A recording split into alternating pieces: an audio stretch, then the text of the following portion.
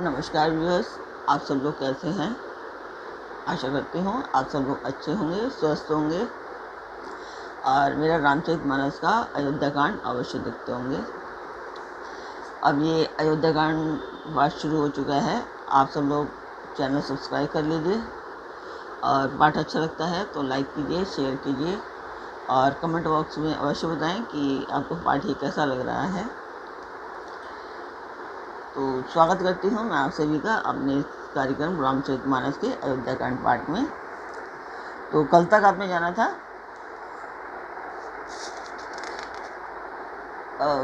मंथरा ने कैकई को काफ़ी भड़काने की कोशिश की थी, पर कैकई भड़काने में नहीं आ रही थी। फिर भी जो जिसका ये सरस्वती जी ने ये सब खेल रचा था कि मंथरा ये सब बात कहे और मंथरा के दिमाग में ये सब बातें डाली और मंथरा ने ये सब बातें कैकई को कही, जो कैकई विश्वास नहीं कर पा रही क्योंकि कैकई को राम भी प्रिय है और राम को कैकई भी प्रिय है, अपनी माता।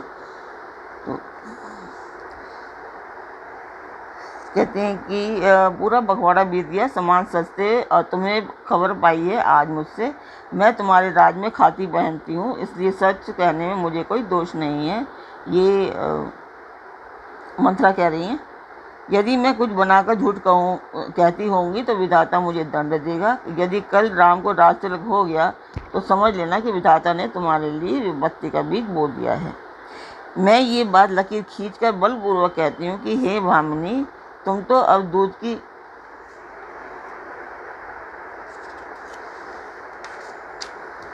मक्खी हो गई।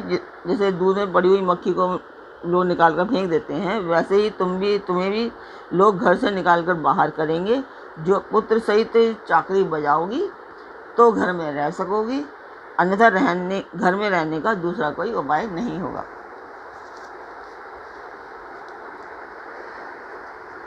तो शुरू करते हैं आज का पाठ। कद्रु विन तही दीने दुहु तुम्हि कौशल्या देव, भरतु बंद ग्रह से हई लखनऊ राम के नेब।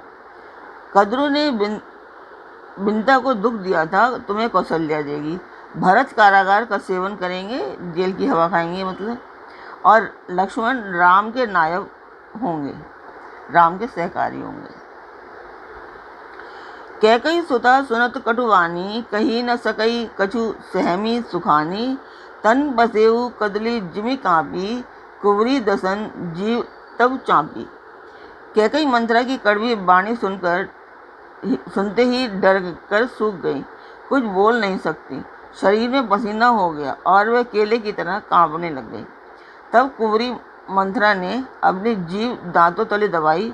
उसे भय हुआ कि कहीं भविष्य का अत्यंत डरावना चित्र सुनकर कैकई के हृदय की गति ना रुक जाए, जिससे उल्टा सारा काम ही बिगड़ जाए। कही कही कोटिक कपट कहानी, धीरजु धरहु प्रबुदिसी रानी। फिरा कर्मु प्रिय लागी कुचाली, बकी ही सराहई मानी मराली। फिर कपट की करोड़ों कहानियां कह कहकर उसने रानी को खूब समझाया कि धीरज रखो। कैकई का भाग्य पलट गया और उसे कुचाल प्यारी लगी।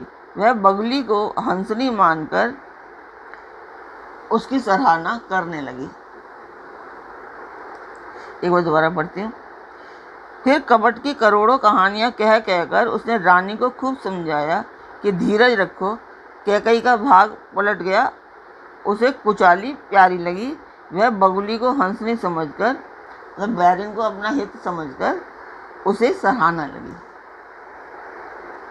सुनु मंथरा बात भोरी तोरी, दाहिनी आंख नित फरकई मोरी।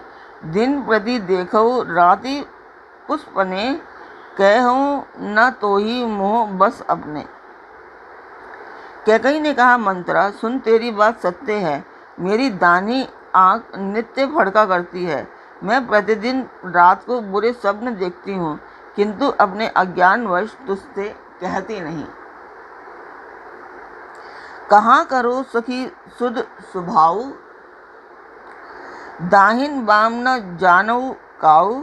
सखी क्या करूं, मेरा तो सीधा स्वभाव है, मैं दायां बायां कुछ भी नहीं जानती। अपने चलत न आजू लगी, अनबल काहो के कीन। के ही अग एक ही बार मोही, देय दुसह दुख दीन। अपने चलते जहाँ तक मेरा बस चला, मैंने आज तक कभी किसी का बुरा नहीं किया। फिर भी ना जाने किस पाप से देव ने मुझे एक ही साथ यह दुसह दुख दे दिया। न हर जन्मों भरब बरु जाई, जियत न कर भी सबती सेवकाई। अरि बस देव जियावत जाही, मरनु नीक ते ही जीवन चाही।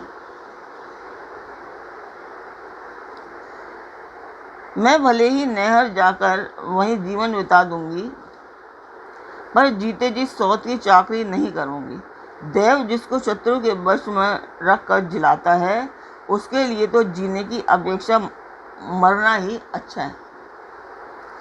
दीन वचन के बहुविधि रानी, सुनी कुबरी तिन माया ठानी। असकस कह हूँ मानी मन ऊना, सुखु सुहागु तुम्हें कहू दिन दूना। दीन वचन कहे बहुविधि रानी, रानी ने बहुत प्रकार से दीन वचन कहे। उन्हें सुनकर कुबरी ने त्रिया चरित्र फैलाया। वह बोली, तुम मन में ग्लानि मानकर ऐसा क्यों कह रही हो? तुम्हारा सुख सुहाग दिन दिन दूना होगा। जेही राउर अति अनबल ताका, सोई पाइए यहु भलु परिपाका। जबते कुमत सुना मैं स्वामिनी, भूख न बासर नींद न जामिनी। जिसने तुम्हारी बुराई चाही है, वही परिणाम में यह फल पाएगी। हे स्वामिनी, मैंने जब से ये कुमत सुना है, तब से मुझे ना तो दिन में भूख लगती है और ना ही रात में नींद आती है। ऊंचे गुनी है रेख तीना खांची, भरत बुहाल होई यह साची। भामिनी करहूँ न तहों उपाऊ, है तुम्हारी सेवा बस राऊ। मैंने ज्योतिषियों से पूछा तो उन्होंने रेखा खींचकर, गणित कर अथवा निश्चय पूर्वक कहा कि भरत राजा होंगे। यह सत्य बात है। हे भामिनी, तुम करो तो उपाय मैं बताऊं। राजा तुम्हारी सेवा के वश में हैं या नहीं? परु कूप तुम्हें वचन पर सकऊं, पूत पति त्यागी। कैसी मोर दुखी देखी, बस कस न करब हित लागी।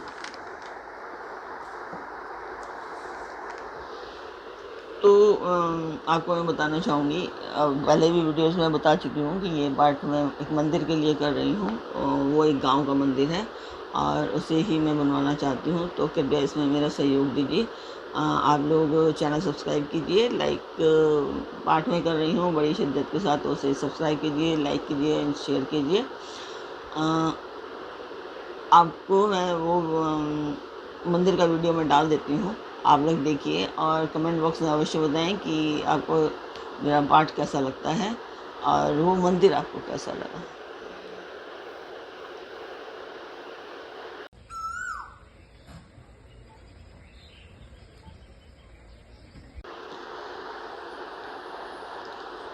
तो आप लोगों को मंदिर कैसा लगा अवश्य बताएं।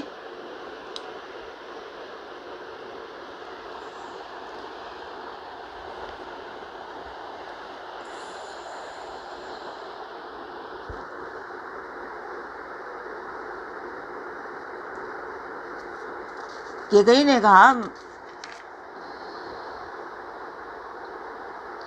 परऊ कूप तुम्हें वचन पर सकऊ, पूत पति त्यागी। कैसी मोर दुख देही बड़, कस न करब हित लागी। केकई ने कहा, मैं तेरे कहने से कुएं में गिर सकती हूँ, पुत्र और पति को भी छोड़ सकती हूँ। जब तू मेरा बड़ा भारी दुख देखकर कुछ कहती है तो भला मैं अपने हित के लिए उसे क्यों न करूँगी। कुंवरी करीब कबूली के कई, कबट छुरी उर पाहन टेही, लखन न रानी निकट दुख कैसे, चरई हरित दिन बलि पशु जैसे। कुंवरी ने केकई को सब तरह से कबूल करवा कर अर्थात बलि पशु बनाकर कपट रूप छुरी को अपने कठोर हृदय रूपी पत्थर पर टेका, उसकी धार को तेज किया। रानी कैकई अपने निकट के दुख को कैसे नहीं देखती, जैसे बलि का पशु हरी हरी घास चरता है, पर वह यह नहीं जानता कि उसके सर पर मौत नाच रही है। सुनत बात मृदु अंत कठोरी, देती मनहु मधु माहुर थोरी, कहीं चेरी सुधी आहई की नाही, स्वामिनी कहूँ कथा मोही पाही। मंत्रा की बातें सुनने में तो कोमल हैं पर परिणाम में कठोर हैं, मानो वह शहद में घोलकर जहर पिला रही हो। दासी कहती है, हे स्वामिनी, तुमने मुझको एक कथा कही थी, उसकी याद है कि नहीं। दुई वरदान भूपसन थाती, माघऊ आजू जुड़ाबहु छाती, सुतही राजू राम ही बनवासु, देहु लेहु सब सवती हुलासु। तुम्हारे दो वरदान राजा के पास धरोहर हैं, आज उन्हें राजा से मांग कर अपनी छाती ठंडी करो। पुत्र को राज्य और राम को वनवास दो, सौत का सारा आनंद तुम ले लो। भूपति राम सबत जब करई, तब मागेऊ जेहि वचनु न टरई, होही अकाजू आजू निसि बीते, वचनु मोर प्रिय मानेहु जीते। जब राजा राम की सख्त सौगंध खा लें तब अपना वर मांगना, जिससे वचन न टलने पावे। आज की रात बीत गई सो काम बिगड़ जाएगा। मेरी बात को हृदय से या प्राणों से भी प्यारी समझना। बड़ कुगातु करी पातकिनी, कहेसी कोप ग्रह जाहू, काजू संवारिहु सजग सबू, सहसा जनी पति आहू। पावनी मंत्रा ने बड़ी बुरी घात लगाकर कहा कि कोप भवन में जाओ, सब काम बड़ी सावधानी से बनाना, राजा पर सहसा विश्वास न कर लेना, उनकी बातों में ना आ जाना। कुंवरी ही रानी प्राण प्रिय जानी, बार बार बड़ी बुद्धि बखानी, तो ही समहित न मोर संसारा, बड़े जात कई भयसी अधारा। कुंवरी को रानी ने प्राणों के समान प्रिय समझकर बार बार उसकी बड़ी बुद्धि का बखान किया और बोली, संसार में मेरा तेरे समान हितकारी और कोई नहीं है, तू मुझे वही जाती हुई के लिए सहारा हुई है।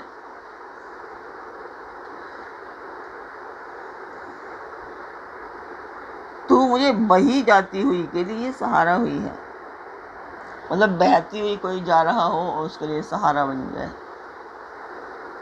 जौ विधि पुरव मनोरथु काली, करो तो ही चक पुत्री आली, बहुविधि चेरी ही आदरू देई, को भवन गवनी कहकई। यदि विधाता कल मेरा मनोरथ पूरा कर दें तो हे सखी, मैं तुझे आंखों की पुतली बना लूं। इस प्रकार दासी को बहुत तरह से आदर देकर कैकई को भवन में चली गई। बिबती बीजू वर्षा ऋतु चेरी, भुई भई कुमति कैकई केरी, पाई कपट जलु अंकुर जामा, बर दोऊ दल दुखु फल परिणामा।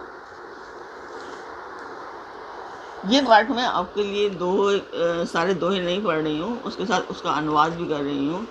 जिससे आप लोगों को अच्छे से समझ में आ जाए। हिंदी रूपांतरण है उसका, तो और उसके जो कई बार मीनिंग जो होते हैं उसको भी मैं पढ़ देती हूँ, और उसके जो शब्द हैं वो बता करके उसमें आगे बढ़ती जाती हूँ।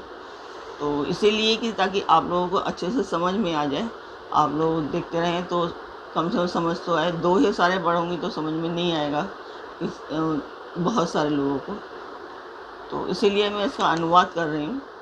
तो आप लोग ज़रूर देखिए, ज़्यादा से ज़्यादा शेयर कीजिए, और अपने फैमिली और फ्रेंड्स को भी कहिए कि भाई वो लोग भी आगे शेयर करें, ताकि जो मेरा मंदिर मंदिर बनवाने का प्रण है वो पूरा हो सके।